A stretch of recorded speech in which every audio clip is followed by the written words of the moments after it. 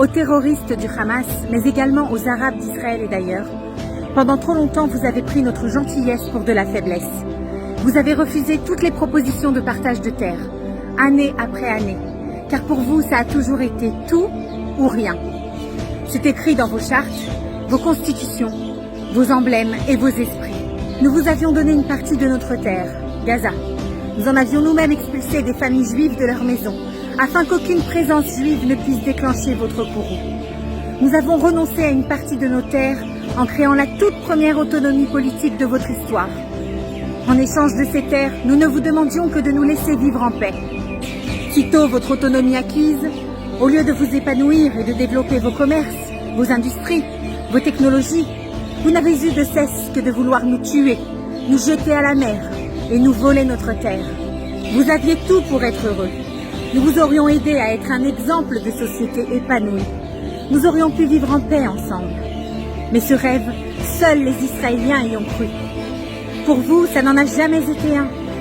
Pour vous, il n'a toujours été question que de guerre, pour empêcher le peuple hébreu de vivre souverain sur sa terre à nouveau. Vous vous êtes alors inventé une histoire, un peuple, une nationalité, un pays, dans le seul but de coloniser et d'islamiser la seule terre du peuple hébreu. Comme vous l'avez déjà fait à quantité de peuples, nous avons fermé les yeux sur tous vos mensonges à notre égard, sur toutes vos accusations, sur toutes vos diffamations, sur toute votre propagande, et avons continué de vous faire entrer en Israël, de vous soigner dans nos hôpitaux israéliens, de vous donner des salaires, du travail, même si c'était risqué pour notre propre sécurité. Qu'avons-nous eu en échange? Toujours aucun juif vivant parmi vous. Nous avons fermé les yeux sur toutes vos attaques terroristes sur les civils israéliens.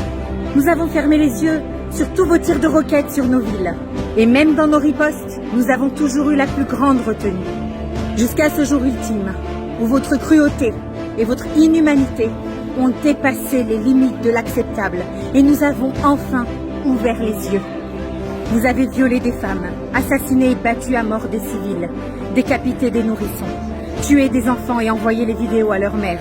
C'est alors que tout le peuple d'Israël, de tout pays, de tout bord politique, de toute origine, de tout courant religieux, tel un cœur unique, vibrant à l'unisson, à un même rythme, avons enfin pris conscience des monstres qui se dressaient à nouveau contre nous. Ces mêmes monstres dépourvus d'humanité, qui par le passé ont cherché à nous exterminer.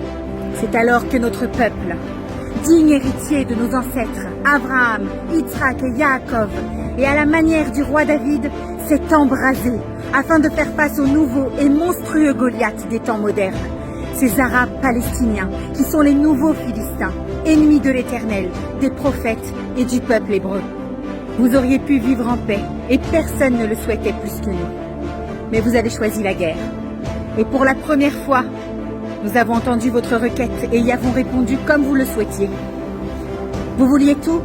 À présent, vous n'aurez rien. Gaza en ruine et toutes les vies qui sont parties. Vous seuls en êtes les responsables. Vous seuls les avez condamnés. Vous auriez dû choisir de vivre en paix avec nous et d'accepter nos différences. Il n'a jamais été bon d'être du côté des persécuteurs du peuple hébreu. Nous avons une foi complète en Hachem, en notre peuple, en notre armée. Vive Israël!